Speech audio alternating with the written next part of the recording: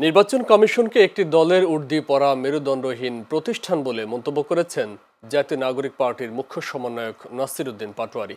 আজ নির্বাচন কমিশন সচিবালয়ে প্রধান নির্বাচন কমিশনারের সাথে সাক্ষাৎ শেষে ব্রিফিংয়ে এই মন্তব্য করেন তিনি বলেন, গত 15 বছর ধরে দেশের মানুষ সুষ্ঠু ভোটাধিকার থেকে বঞ্চিত।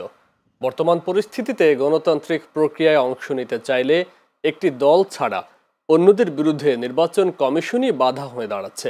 তিনি হুঁশিয়ারি দিয়ে বলেন, যদি ইসি ভোট নেয়া ও দেয়ার সমান সুযোগ নিশ্চিত করতে না পারে তাহলে এনসিপি নির্বাচনে অংশ নেবে না।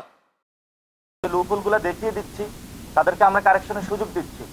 এটা আমরা অতীত বিভিন্ন জায়গায় যখন আন্দোলন করেছিলাম তখন আমরা সুযোগ দিয়েছিলাম যে আপনারা কারেকশন হন, আপনারা গুলি করবেন না। ইলেকশন কমিশন যদি সামরিক উর্দি পড়ে, দলীয় উর্দি পড়ে তার মেরুদণ্ড বিকিয়ে দিতে চায় এবং ভোট না দিতে চায়, তাহলে আমরা ফাইনালি হয়তো এই সিদ্ধান্তে যেতে আমরা বাধ্য হব।